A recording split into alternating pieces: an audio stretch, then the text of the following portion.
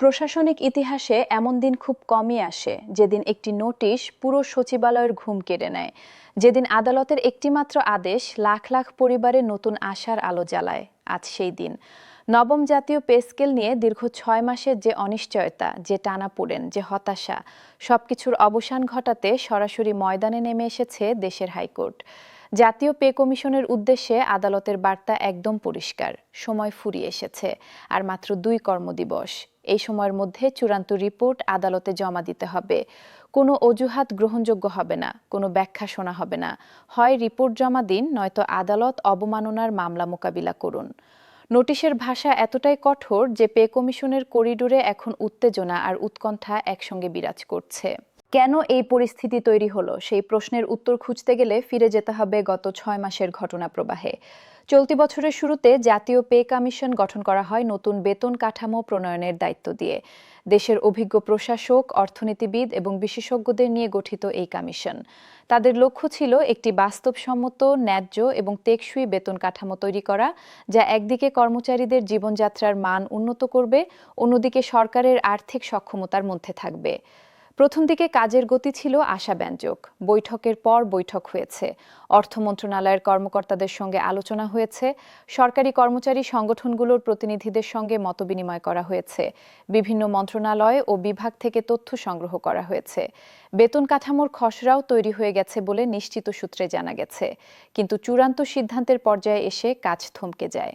ভেতরের খবর বলছে, কমিশনের সদস্যদের মধ্যে বেশ কিছু বিষয়ে মতপার্থক্য দেখা দিয়েছিল। বেতন কত শতাংশ বাড়ানো হবে এই নিয়ে দ্বিমত ছিল। কেউ বলছিলেন বর্তমান মূল্যস্ফীতির সঙ্গে সামঞ্জস্য রেখে অন্তত ৫০ থেকে ৬০% বৃদ্ধি প্রয়োজন। আবার কেউ মনে করছিলেন সরকারের বাজেট সংকটের কথা চিন্তা করে ৩০ থেকে ৪০% বৃদ্ধি যথেষ্ট। গ্রেড কাঠামো ১৬টি রাখা হবে নাকি ২০টি করা হবে এই নিয়েও বিতর্ক ছিল। ভাতার হার নির্ধারণেও মতভেদ ছিল। এই মতবিরোধ নিরসনে সময় লাগছিল। একটার পর একটা বৈঠক হচ্ছিল, কিন্তু চূড়ান্ত ঐকমত্যে পৌঁছানো যাচ্ছিল না। এদিকে সরকার থেকেও চাপ ছিল যেন বাজেটের বাইরে না যায়। কর্মচারী সংগঠনগুলো থেকে চাপ ছিল উল্লেখযোগ্য বৃদ্ধির জন্য। এই দুই চাপের মাঝখানে পে কমিশন যেন আটকে গিয়েছিল, আর তাতেই দিন গড়াতে থাকে। সপ্তাহ হয়ে মাস হয়ে যায়। কিন্তু এই দেরির মূল্য দিচ্ছিলেন সরকারি কর্মচারীরা। প্রতিটি দিন তাদের জন্য ছিল যন্ত্রণার। বাজারে গিয়ে তারা দেখছেন চালের দাম লাফিয়ে লাফিয়ে বাড়ছে, ডিমের দাম আকাশ ছোঁয়া, মাছ মাংস সাধারণ মানুষের ক্রয় ক্ষমতার বাইরে চলে যাচ্ছে, শাকসবজির দামও স্থিতিশীল নেই। একজন তৃতীয় বা চতুর্থ শ্রেণীর কর্মচারী যিনি ১০ থেকে ১৫,০০০ টাকা বেতন পান, তার পক্ষে সংসার চালানো কতটা কঠিন তা সহজেই অনুমেয়। শুধু খাদ্য নয়, অন্যান্য খাতেও খরচ বেড়েছে। বাড়ি ভাড়া প্রতি বছর বাড়ছে। ঢাকায় একটি ছোট ফ্ল্যাটের ভাড়াই এখন ১৫ থেকে ২০,০০০ টাকা। সন্তানদের শিক্ষা খরচ বাড়ছে। কোচিং, প্রাইভেট পড়ানো এখন বাধ্যতামূলক হয়ে পড়েছে। চিকিৎসা ব্যয় তো আরও ভয়াবহ। একবার হাসপাতালে গেলে মাসের পুরো বেতন চলে যায়। এই অবস্থায় একজন সরকারি কর্মচারী কিভাবে মাস শেষ করেন সেটা একটা বড় প্রশ্ন। অনেকে ধার করে মাস চালান, অনেকে সঞ্চয় ভেঙে খরচ মেটান, কেউ কেউ সন্তানদের পড়াশোনা বন্ধ করে দিতে বাধ্য হন। কারো পরিবারে পুষ্টিহীনতা দেখা দেয়, অথচ এই মানুষগুলোই রাষ্ট্রের সেবায় নিয়োজিত। তারা সৎভাবে দায়িত্ব পালন করতে চান, কিন্তু বেতন যখন জীবনযাপনের ন্যূনতম খরচই মেটায় না, তখন সততা ধরে রাখাটা কঠিন হয়ে পড়ে। দুর্নীতির প্রলোভন সামনে আসে। অনেকে হয়তো প্রতিরোধ করতে পারেন, কিন্তু সবাই পারেন না। এই দুর্বিষহ পরিস্থিতিতে কর্মচারীরা পে কমিশনের দিকে তাকিয়েছিলেন আশার চোখে। তারা ভেবেছিলেন এবার হয়তো তাদের দুর্দশার অবসান হবে। কিন্তু মাস যেতে থাকে, কোনো ঘোষণা আসে না। শুধু আশ্বাস আর প্রতিশ্রুতি শোনা যায়। কর্মচারী সংগঠনগুলো বারবার দাবি জানায় দ্রুত পে স্কেল চূড়ান্ত করার। তারা স্মারকলিপি দেয়, সংবাদ সম্মেলন করে, কিছু সংগঠন আন্দোলনের হুমকিও দেয়, কিন্তু পে কমিশন যেন নিশ্চুপ। এমন অবস্থায় একজন সচেতন নাগরিক হাইকোর্টে রিট দায়ের করেন। রিটে বলা হয় সরকারি কর্মচারীদের ন্যায্য বেতন পাওয়ার অধিকার তাদের সাংবিধানিক অধিকার। সংবিধানের ২৭ এবং ৩৩ অনুচ্ছেদ অনুযায়ী সকল নাগরিক আইনের দৃষ্টিতে সমান এবং মর্যাদাপূর্ণ জীবনযাপনের অধিকারী। কিন্তু পে কমিশন অযৌক্তিক বিলম্বের মাধ্যমে কর্মচারীদের এই অধিকার খর্ব করছে। রিটে আদালতের কাছে নির্দেশনা চাওয়া হয় যেন পে কমিশনকে একটি সময়সীমার মধ্যে রিপোর্ট জমা দিতে বাধ্য করা হয়। আদালত বিষয়টিকে অত্যন্ত গুরুত্ব সহকারে নিয়েছে। শুনানিতে রিটকারীর আইনজীবী বিস্তারিত তথ্য উপাত্ত সহ পরিস্থিতি তুলে ধরেন। তিনি দেখান যে গত 6 মাসে কর্মচারীদের জীবনযাত্রার ব্যয় গড়ে 40% বৃদ্ধি পেয়েছে, কিন্তু বেতন একই আছে। পে কমিশন গঠিত হয়েছে 6 মাস আগে, কিন্তু এখনো চূড়ান্ত রিপোর্ট আসেনি। এই বিলম্ব অন্যায্য এবং কর্মচারীদের মৌলিক অধিকার লঙ্ঘন। আদালত পে কমিশনের পক্ষ থেকে ব্যাখ্যা শুনেছে। কমিশনের প্রতিনিধি বলেছেন তারা কাজ করছেন এবং শীঘ্রই রিপোর্ট জমা দেবেন, কিন্তু কোনো নির্দিষ্ট সময়সীমা দিতে পারেননি। আদালত এতে সন্তুষ্ট হয়নি। বিচারপতি মন্তব্য করেন, শীঘ্রই শব্দটা খুবই অস্পষ্ট। 6 মাস ধরে শীঘ্রই বলা হচ্ছে, কিন্তু কাজ হচ্ছে না।